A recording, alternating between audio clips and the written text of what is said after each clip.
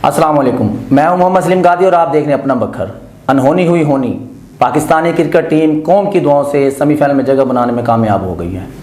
Pakistani team अपना पहला match India से हारी, उसके बाद दूसरा मैच अपसेट शिकस्त जिम्बाब्वे ने दी, उसके बाद तीसरा मैच नीदरलैंड से हुआ जिसमें उसने कामयाबी हासिल की। उसके बाद लगातार जनूबी अफ्रीका और बांग्लादेश से जीतने के बाद सेमीफाइनल में जगह बनाई है। इस वक्त हमारे साथ मौजूद हैं बखर के नामवर खिलाड़ी जिन्होंने फर्स्ट क्लास क्रिकेट में अपना लोहा मनवाया, टेप बॉल को प्रोफेशनल खिलाड़ी AR रहमान साहब। रहमान साहब, आप क्या देखते हैं जनूबी अफ्रीका अपना जोकर का लक़ब कब ख़त्म करने में कामयाब होगी?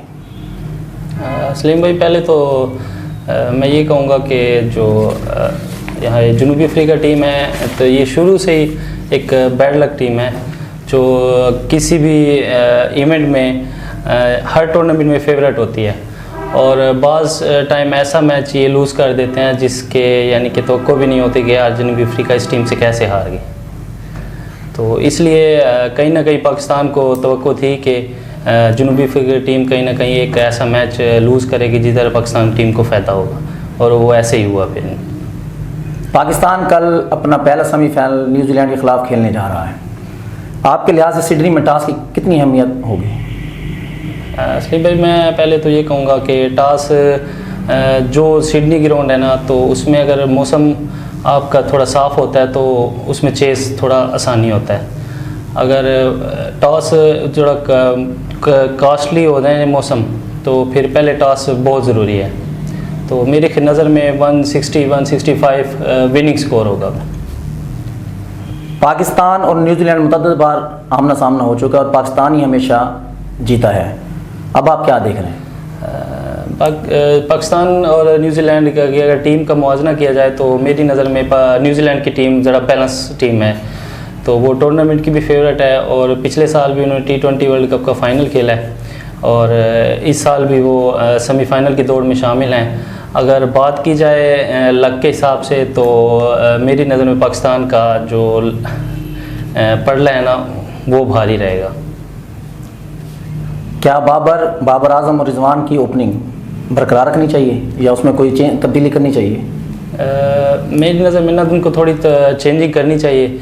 एक हारिस लड़का है जो माशाल्लाह बहुत यंग लड़का है, वो बिला झिझक खेलता है, तो मेरी नज़र में ना उसको एक दायरा यूज़ करने के लिए ना उसको ओपन करानी चाहिए और बाबर आजम को वनडे होना है जो ज़्यादा बेस्ट है, क्योंकि बाबर आजम से थोड़ा सा प्लेड नहीं हो रहा है। तो इसलिए हम यही चाहेंगे कि उसका फ़ायदा उठाया जाए दायरे का। इंशाल्लाह वो अगर 6 ओवरों में 60-65 देता है तो हम इंशाल्लाह 180 आराम से कर सकते हैं। आप क्या पाकिस्तान अगर पहले खेलता है तो कितना टारगेट उसको देना चाहिए जो जनूबी अफ्रीका चेज़ ना कर सके? पाकिस्तान अगर पहले खेलता है तो मेरी नज़र में ना 170-75 अगर पाकिस्तान करता है तो, क्योंकि पाकिस्तान के पास फास्ट बॉलिंग बहुत अच्छी है और जो सिडनी का ग्राउंड है वो फास्ट बॉलर को बड़ा सपोर्ट करता है। तो मैं तो इंशाल्लाह कोशिश है हमारी कि दुआ ही कर सकते हैं कि टॉस पाकिस्तान जीते, मैच भी हम पहले भी दुआओं की वजह से ही पाकिस्तान क्रिकेट टीम जो बाहर हो चुकी थी वर्ल्ड कप से और कौम की दुआएं थी जो दोबारा सेमीफाइनल की दौड़ में शामिल हो गई। वो तो खुद भी हैरान है भी हम ये कैसे सेमीफाइनल में पहुंच गए हैं। सलीम भाई, बाकी ये तो दुआ के आगे तो कुछ नहीं हम कह सकते, क्योंकि ये एक अल्लाह का निज़ाम है और हमारे मुसलमान हैं, हमारा यकीन है कि दुआ से कुछ भी चेंजिंग हो सकती है। तो बड़ी दुनिया ने चेंजिंग की और वही हुआ कि एक बहुत बड़ा अपसेट हुआ न्यूजीलैंड का, वो जनूबी अफ्रीका का, तो जिसकी वजह से पाकिस्तान को सेमीफाइनल में आसानी हुई। जी रहमान भाई, अगर फाइनल में पाकिस्तान पहुंच जाता है और इंशाल्लाह पहुंचेगा तो आप कौन सी टीम को उसके मध्य मुकाबले देखना चाहते हैं?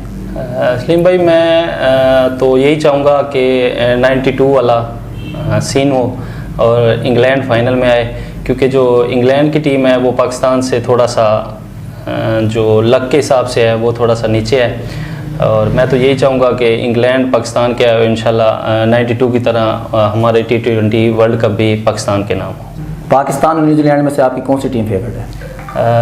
अगर मैं क्रिकेट के हिसाब से बात करूं तो न्यूजीलैंड एक बेस्ट टीम है, क्योंकि न्यूजीलैंड ऑस्ट्रेलिया उनके जो पिचेस हैं वो उन्हीं पे खेलते हैं। एक वो बैलेंस टीम है। अगर मैं बात करूं लक के हिसाब से वो पाकिस्तान फेवरेट कल के लिए पाकिस्तान फेवरेट। जी नाज़रीन, तो आपने ए आर रहमान साहब की बातें सुनी। उनका कहना था कि अगर पाकिस्तान पहले खेलता है तो 170-175 के दरमियान स्कोर हो तो फिर फाइट देखने को मिलेगी। और हमारी दुआएं इंशाल्लाह पाकिस्तानी टीम के साथ हैं।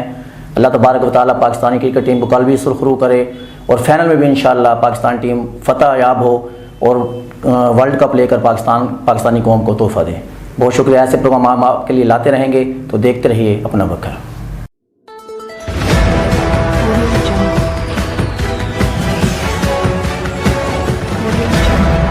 अपना बखर, क्योंकि ये अपना है।